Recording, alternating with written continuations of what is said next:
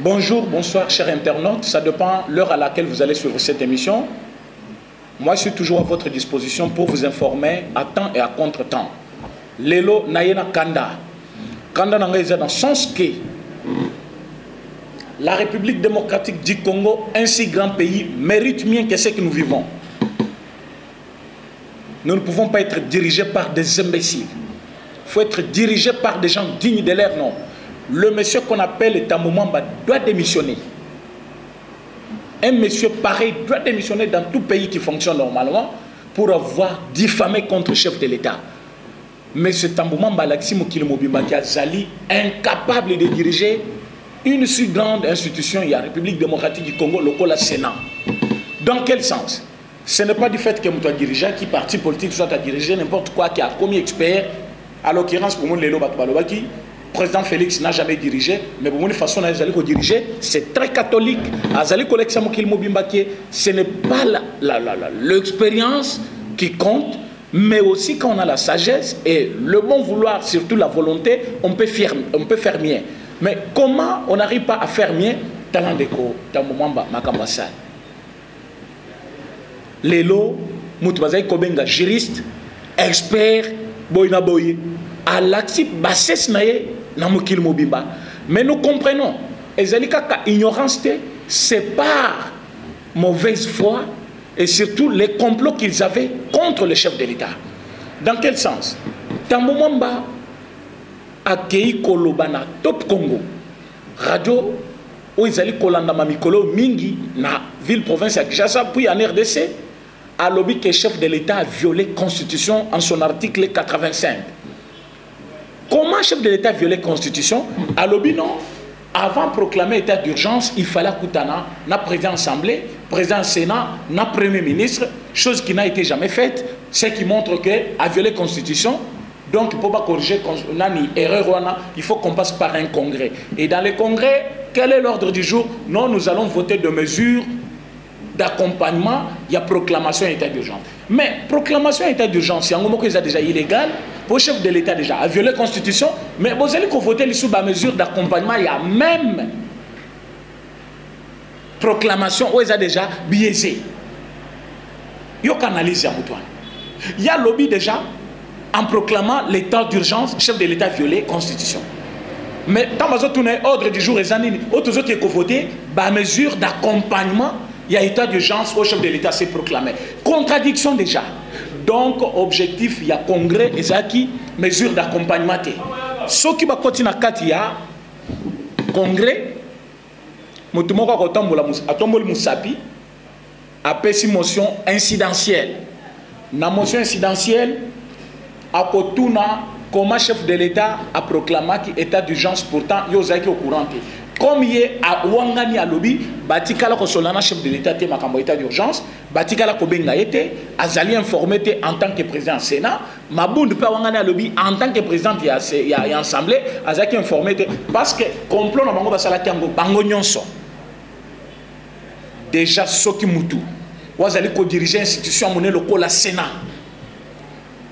Aleki na média pour na ko Wangana ki bakuta na chef de l'État. Il y a une intention derrière. Intention examine. Va mettre chef de l'État en accusation. Va mettre chef de l'État en accusation par quel moyen? Dans le congrès, va fonder chef de l'État. Mais dans le congrès, ils vont constater la violation de l'article 85 selon Bango au chef de l'État consulté qui Bangote. Pourquoi? Parce que dans le congrès, Balinga qui Bakota Bango nyon sauté. Boyoka place na malam. Vraiment bon la place. Na congrès Tambou Mwamba alinga ki azala ye président assemblée, premier ministre na bandambu ya ba président ya groupe parlementaire. Balinga baloba pour le respect il y a mesure ou condition chef de l'État tchaki il y a regroupement politique mon côté ko sangana soit et batu au-delà de 20 personnes. Donc, il faut bientôt limiter le nombre de Batou, ce qui veut dire que les députés, les sénateurs, mais les présidents du groupe parlementaire. Donc, les élus du peuple se faire représenter par le président des groupes parlementaires. pour nommer à la moquette ensemble. Et le président du groupe parlementaire, on a tous déjà corrompu pour enveloppe Tamboli depuis le 6 mars. Donc, on a le 6, on a déjà consultation à Bango, on a député, on a proposé à député Mbong, mais tous on a député combien? À la tête de ce complot, Bochab. Il va rester Bochab, Obeminaku, Nemi Mwilanya, l'autre Jolie, Oyazaki, vice-président, qui est rapporteur, il y a Seni, Jacques Njoli, il y a MLC. Donc, ça lui complot na Bango déjà. Comment ceux qui va destituer chef de l'État, dans le moment va remplacer la présidence, Mabunda comme premier ministre, Jacques Njoli comme président et assemblée. Donc, selon Dengue, déjà ils avaient déjà tout tablé sur table. Qu'est-ce qu'ils ont fait? Lobby. Dans l'enveloppe, il y avait des députés au Bazar qui d'accord. Il y avait des députés au Babo. Non, non, non, ce n'est pas une bonne idée. Même Kabila que nous appelons ennemi là, à mon avis que situation qui peut compromettre la vie d'ailleurs. Pour ceux qui les l'ont, tu sais que tu sais que le président chef de l'État, c'est par ce bon vouloir que Kabila est libre. Bien. Et Kabila ne voit pas une autre personne qui peut les garder plus que Tshisekedi. Mais Tshisekedi a gardé parce qu'à l'unité que Bassam était. Non, mais c'est parce que chaque chose a son temps. Est-ce qu'on a déjà mis Kabila en accusation? Non. Comment il faut l'arrêter? Voilà pourquoi il est là. Il a compris que c'est un danger. À l'objet que ce que vous voulez faire est mauvais. À l'objet ceux qui bossent le bossala et cause la mabe makasi. Ils se sont même entêtés. Yango moni batindi kinan. Tamomamba, les canaux médias. Wangana premièrement que beaucoup d'années chef de l'État. Pourtant il y a une vidéo. Une vidéo existe. Balobini, chef de l'État tikala kokutanate na mabunde na tamomamba croyez bisabango qui a proclamé état d'urgence. Pourtant un message à chef de l'État. Chef de l'État, remerciez Bango à lobby. Je remercie d'abord les compatriotes, présidents de l'Assemblée et du Sénat, le Premier ministre, pour avoir participé à cette réunion interinstitutionnelle et surtout leur sens élevé. La prise, il y a ma décision, il y a ma camboyo, il y a proclamation d'état d'urgence. Bolanda discours, il y a chef de l'État, mais pourquoi chef de l'État le baki merci? C'est parce que Bakutana qui va solo, il y a un problème. Et puis Bakutana qui les 16, Bakutana sous avant proclamation d'état d'urgence les 23. Vidéo est sale. Et nakati ya réunion basalaki wana conseil wana basalaki président ayi ya parti na biso IDPS Jean-Marc Kaboul azaki nakati. Tant basolo lui basilisi le chef de l'État le lendemain nango a proclamé état d'urgence. Mais Tambo Mwamba accueilli la télévision, accueilli qu'on diffamé, accueilli qu'on sakana la personnalité du chef, accueilli qu'on mette chef de l'État en pâture, Jean-Marc Kabunda Lobaki. Donc on dira Waki Yeboli Aye, Bamboboli Aye. On irait à l'Ini, à la Tsaribokil Mobima, soit Tayebi Saba, Congolais, que dans la chef Gauthier a violé la Constitution, comme ça, Bissot Olumboulaye. Parce que tant on doit aller, Kouang a un problème, c'est pour un objectif. Pourquoi Tambo Mwamba a Wangani ke Bakutanaki na chef de l'État? Pourquoi Tambo Mwamba a Wangani ke il n'a jamais été au courant, il y a proclamation, il y a état d'urgence? Élément de réflexion. C'est parce qu'il ne veut pas que chef de l'État abîma gagnant dans ce procédure. Il faut abîma coupable, fautif devant la loi, qu'il a violé intentionnellement la Constitution, comme ça va mettre en accusation Balungoulaye.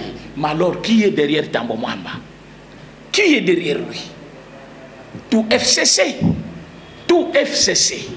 Maintenant, élément moteur Nabango, Ezali Bochab, Ezali Chadari, Ezali Mouilanya, Ezali Minaku, Naye Bokota Mwamba, na Jani Mabunde, na Jacques Njoli, ou a commis Kokuta Nabango maintenant, ou a commis Kofanda Bazo Solo. Tant que Ebisa Kibinoki, tous les partis politiques voyaient des traîtres. Des traîtres. Ils sont au service du diable. souci na bango, va nuire la personnalité à chef de l'État, va renverser. Mais pourquoi vous voulez renverser le président le plus aimé de la République? Pourquoi vous voulez renverser le président qui a de bonnes intentions pour la République? Pourquoi vous voulez renverser quelqu'un où Azali Kozong c'est déjà moka sur le bonne base? Botali justice n'est que nous savons ça. Mais si Koyo, pourquoi je demande démission naïe? Je demande démission il y a un moment parce que la Cour constitutionnelle vient mettre à nu le complot de FCC. La Cour constitutionnelle a tranché. Oui, qu'il y a un congrès qui chef de l'État. Ce qui est le chef de l'État, il faut passer par la Cour constitutionnelle. Il faut mettre en accusation les chefs de l'État. Mais la Cour constitutionnelle place, il faut passer sa chef de l'État.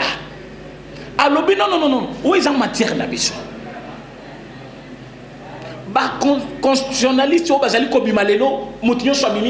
constitutionnaliste. De quel droit où vous arrogez le pouvoir qui ne vous appartient pas? Il y a quoi analyser la constitution de votre façon, de votre manière. La Cour constitutionnelle déclare conforme l'ordonnance du chef de l'État proclamant l'état d'urgence sanitaire.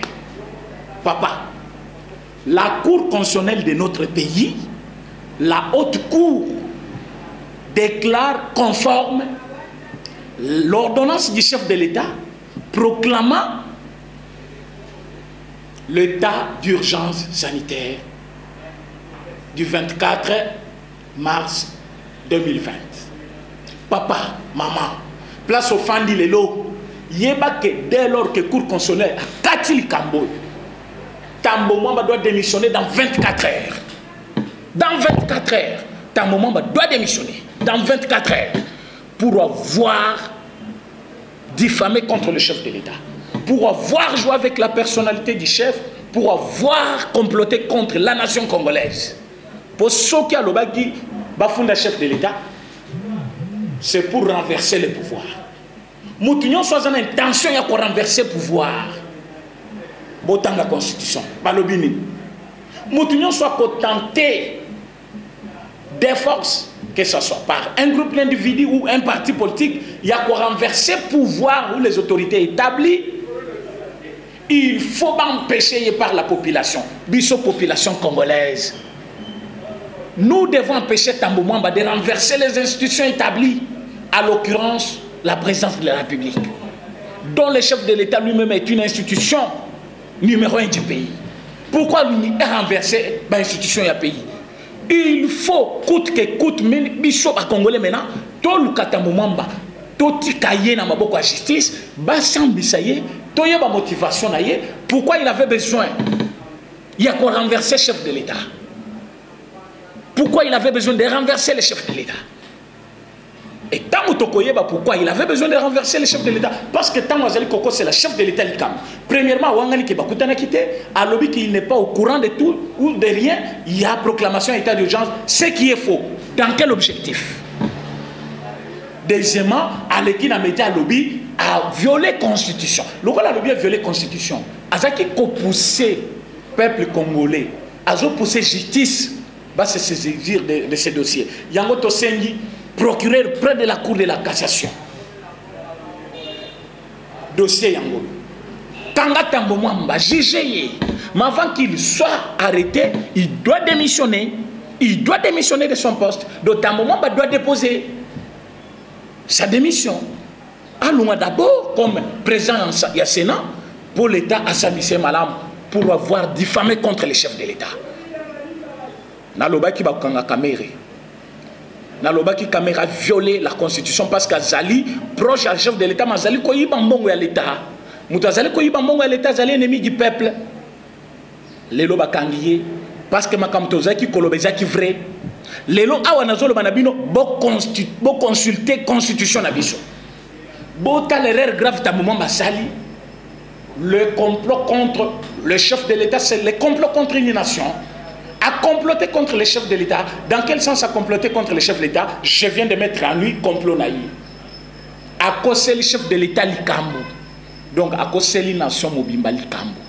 L'objectif ni Balungu, la chef de l'État, pour y remplacer. C'est une crise qu'il veut créer dans le pays. C'est une crise qu'il a voulu lui-même installer pour Bangoba Bimaba gagner. Zambo ya likolo, wa lobi ke kimie kota na Congo, président Sike a kota changement kota lelo à la Tibino qui congrès ko sale bataille par les billets ya cour constitutionnelle wa lobi d'ailleurs mesure d'accompagnement. Oh bango bazo kende po ba ke ko voter na kati ya congrès ba voter ka loi te mais ta moment ba tanga droit ya wapi. Est-ce que na Burundi il y a des professeurs à droit? Au Pena bako kende na mukili mobimba ba mona bango ba professeur à droit. Po ya sisa na université de Burundi. Nde place na Bujumbura kuna na Burundi. Nde place ya kenda ki ko sala droit na ye abemi juriste. Quand je vous dis que tous ces gens que vous croyez intelligents, ils ne sont pas intelligents. C'est finalement à se retrouver dans le siège moko politique bo bandi le français belé. C'est tout ça la tonalité bien en français. Bon mon mutu mayel. Mayel linkolo bateta mutu zo le français za mayel. Non. Qu'est-ce qui prouve maintenant que tu as un mayel? Tout qui n'est pas été zongi pas. Mayel n'est pas wapi. Pour des notions élémentaires, il y a droit à bien voter. Est-ce que dans le Congrès, on vote des lois? Non. Mais que dit la Constitution? Parce que mesure d'accompagnement, ce qui fait une loi, ça doit être voté séparément dans chacune des chambres. Chaque chambre doit voter. Il y a ce qui va ça là, Congrès, pour voter la loi, ou mesure d'accompagnement, il y a état d'urgence. Oh, écoute, il y a déjà lobby, état d'urgence parce que proclamé en contradiction avec l'article 85. Mais il y a déjà proclamation lobby et Zamabé. Proclamation, il y a article 85, il y a état d'urgence et Zamabé parce qu'article 85 est violé. Mais aux gens qui sont lobby, non, tous ont voté. Et ils ont voté loi, soit qu'on voté mesure d'accompagnement, et ils ont congrès, il y a complot, beaucoup de monde a directement motion incidentielle. Dans motion incidentielle, parce que programme du jour, et quand vous allez aller mais quand il y a déroulement, il y a séance ou plénière, directement, à 5 motions incidentielles, c'est permis selon la loi. Et ceux qui m'ont à lobby qui est chef de l'État violé, Constitution, l'article 85, parce qu'à proclamer l'état d'urgence sans passer par la consultation du président des deux chambres. Comme il y a déjà Tambouman Baza, d'accord. Et le président du groupe parlementaire, va voter, parce que les députés sont selon la mesure, il y a un chef de l'État, où ils allaient empêcher le regroupement, il y a plus de 20 personnes. Donc, léguer Kaka, soit se faire représenter par le président du groupe parlementaire. Alors, motion incidentielle, directement, ils allaient voter. Ceux qui vont voter, et comme ordre du jour, directement, ils vont statuer sur la matière, il y a proclamation d'état d'urgence, il y a chef de l'État. Bon, on complot n'engage à l'acquis. Maintenant, tant que vous comprendre le dossier, on a lobby congrès que ça les matin. Il y a Jean-Marc Kaboun, Azali, dès aujourd'hui, professeur de droit constitutionnel. Ceux qui ont boy, dans le moment, étudiant numéro 1. Pourquoi tu es professeur de droit constitutionnel? Parce qu'il a su révéler que dans le moment, il ne connaît rien de droit. Il ne connaît pas ce qu'on appelle les éléments de base. Où ils allaient constituer droit d'abisso. Voilà, quand vous dites, quand vous étudiez ailleurs, il faut maintenant prendre des réalités de votre pays et les conformer à votre enseignement. Soit étude, parce que ceux qui ont vu maintenant, cours parfois c'est par rapport à des réalités, il y a des pays au Tanguana. Tant qu'on est au Congo, il faut bien lire nos lois. Parce que le droit est universel. Le droit à Congo, il y a droit, il y a place pour les égalités. Mais loi, il y a place, et il y a par rapport au contexte, l'actualité, il y a place. Mais quand vous venez, on attend qu'il y a Bujumbura, on attend qu'il y a Anani, ou est-ce qu'on a droit à yo, on a droit à nos nengemusus. Yango to sengi, bakonzambo kanabiso, yango to sengi, peuple congolais, nous ne pouvons pas être dirigés par des gens qui ne maîtrisent pas le matière qu'eux-mêmes sont appelés à maîtriser. Le matière là c'est quoi? Le matière des droits. Parlement, Sénat. C'est tout ce qui prime, c'est du droit, tout. Mais il faut pas diriger l'institution, il y a des droits. Maboun, il y a bien le côté, Tamouam, il y a bien le côté. Bon, Maboun d'Abimia, au chef de l'État qui est libanais à Londres, à l'Obinon, à au-dessous du Parlement. Nous allons considérer cela comme violation. Mais, Yoka, alors nous allons considérer cela comme. Donc, ce n'est pas. Mais nous allons considérer comme. Et puis, attendez l'article 65 de la Constitution. Maboun. Et donc, quand tu avais parlé là, aux membres du bureau, parce qu'aux présidents de l'Assemblée nationale, et représentants chef de l'État, tant que yolo baki bongo, au violet qui constitution, parce qu'on répond à la hiérarchie nayo, et pourtant prise de position nayo, et ça qui est en public, mais ça qui est officiel. Mais yo tant aux on a médias officiellement, et puis, et ça qui n'a séance ni échange de veille à l'Assemblée nationale. Maintenant, tant que Kaboul dans une position, na médias, ou écoute les cadres non officiels pour répondre à bateau ba lobby mabé na chef de l'État. Non, il y a un membre de bureau, il ne fallait pas répondre à Tamouamba. Qu'est-ce que c'est? Quelle bêtise ça? Quelle bêtise? Donc vous manquez le respect envers le chef de l'État. Moutazal ko diriger Mboka Mobimba. Bino Batubazal ko diriger moins institution ya Mukeboyi. Parce qu'il y a Zali garant de toutes les institutions. Mais Guillaume Moutazal diriger moins institution, au le bino pas manquer respecter pendant qu'ils ont manqué respect dans le chef de l'État. Mais ça c'est très bête. Nous avons dit ceci. Le chef de l'État, Azali, symbole de la paix, Mouto Azali ko manquer respect, Mouto Azali ko diffamer contre lui, il doit être arrêté. Voilà pourquoi Tambou Mwamba est appelé dans le 48 heures à déposer sa démission pour être jugé par les cours et tribunaux ya Congo en compétence à la matière. Ce qui a boui le peuple congolais va s'en charger d'un problème. Le peuple congolais va s'en démissionner. Ce qui a boui, il a déjà trahi parce qu'il a comploté contre la nation congolaise. Et le Congolais ne fait pas de lui. Sénat soit assemblée, ça va pas naïté.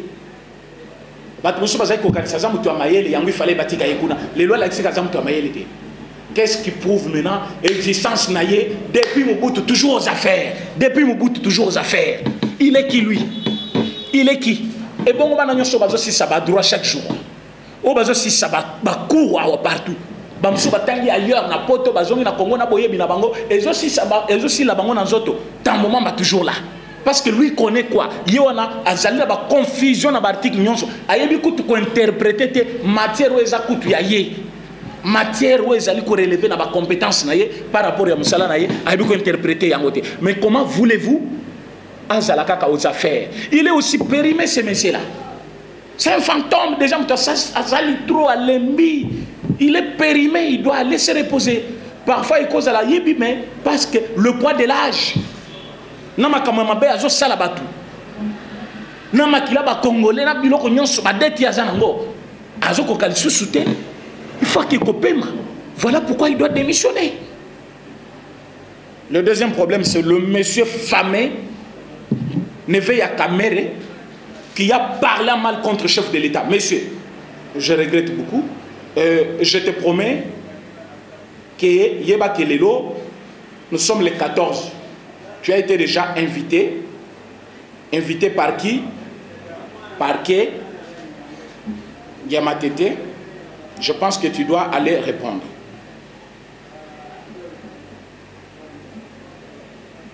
Je pense que ce soir même, vers 18h ou 19h, le chef de l'État Azoyamba, président du Sénat, président de l'Assemblée nationale et le Premier ministre, Lelo Napoko, Aonazoy Sabino, dans Sobolani Angolobi, mais le 14, le 14. Napoko ya lelo, chef de l'État Akoyamba, le Premier ministre Akoyamba, Nani Tambomamba Akoyamba, président du Sénat Maboun, Bakoyoka Moto, Moto lelo. Quand bazo kota daye bakukuta ye, oyebi chef de l'État sekaka. Azo silika mazo seka. Bakuta azo sourire, mais makambo bakozwa. Parfois lobby bokoyoka communiquer mususu. On est informé. Nous avons un monsieur qu'on appelle, je prends son nom, vous allez m'excuser, Daniel Massaro. Monsieur Daniel Massaro, Azali Neveya Kamere, a fini chef de l'État. Or, ce monsieur, Azali cité un dossier à 100 jours. Afini chef de l'État pendant une oh bakangi caméra donc les complicité chef de l'État à lobby n'importe quoi contre le chef de l'État. Azaya mon côté mususu soki en rime majiwana zoba wa ke ipota sale lo côté azongi Congo lelo nambongo ya muyibi tu ya poto musana bango komi ote afinga kinga akena tribunal parce que justice c'est dans maboko ya mutu na bango tunda ka senda donc soki au cité comme na ye aleki na tribunal na ke kofunda ari magie yo mufundi ya batu munene pose à protéger par Kabila yo mukolo bere rouge musala no kofinga batu kofinga chef de l'État ko diffamer contre chef de l'État après que kofunda batu mais yeba ke yo moko okosamba nous attendons maintenant au funda lisusu que no funda comme ça partout il y a justice okosamba po vidéo nyonso yo zali kofinga chef de l'État isa ba vidéo nyonso yo zali kofinga chef de l'État yo Henri Magie ozali kofinga chef de l'État du jour au jour ozali koloba babuzoba chaque fois contre chef de l'État ozali manquer respect envers chef de l'État nous avons tout oyo yo ozali kosala chaque jour tozolandelango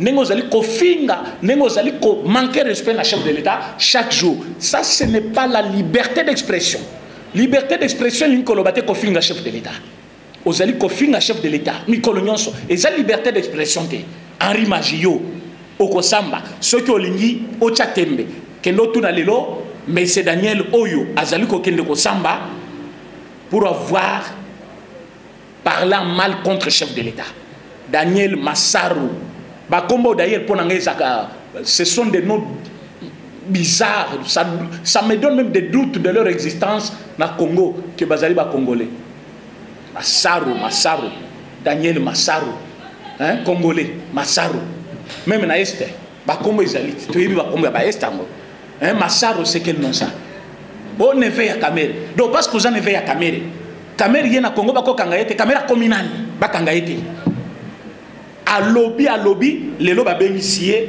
na minute tozolo bana bino azali déjà na parquet kuna akiko samba parfois ko zongati lobby na ko pesa bino suite ya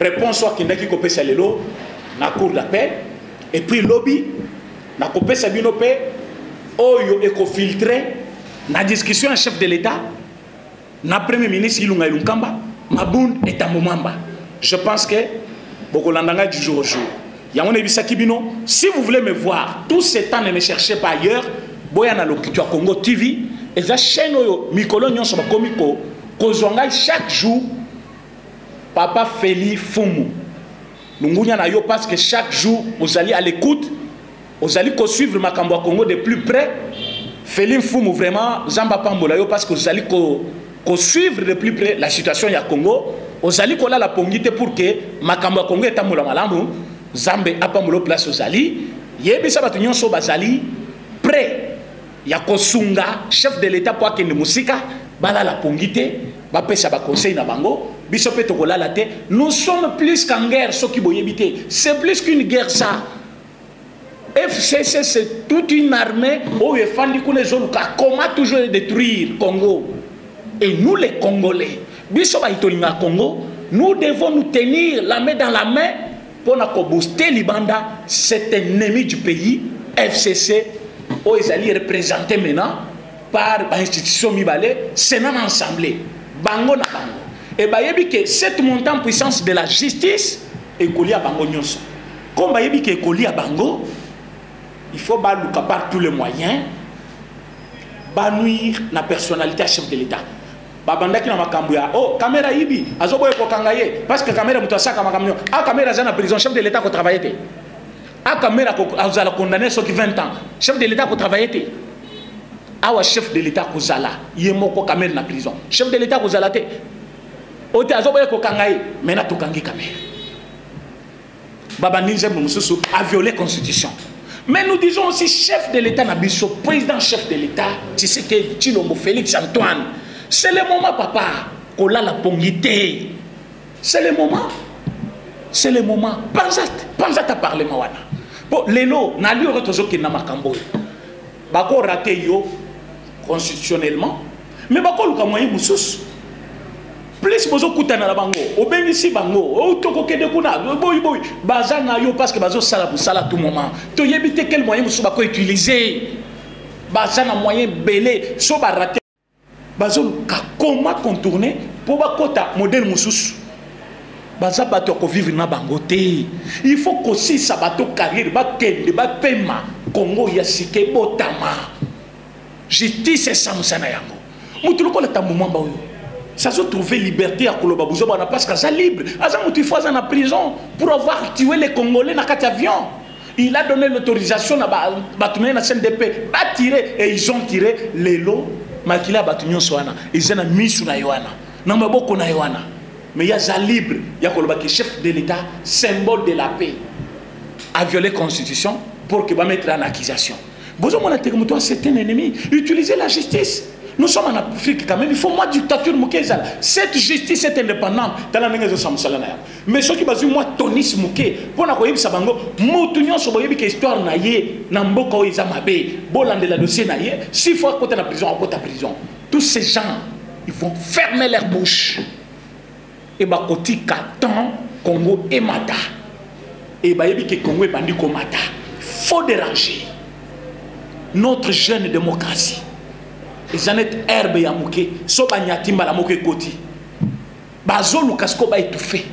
Parce qu'ils savent que Kabili, depuis 1997, Tilelo, ça fait 23 ans où il y a dirigeant Bokamabé. Tant que nous côté dans une année, il y a un changement de botam.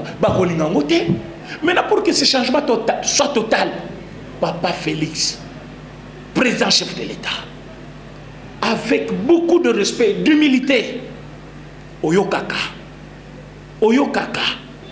Bato Bazabato Fana Bangote, faut se séparer de ces gens. Et c'est le moment même. C'est le moment. Là, on va il faut qu'on pense à Nana Batoyo. Et puis qu'on Kabwana Bango va continuer prison. Merci. À demain.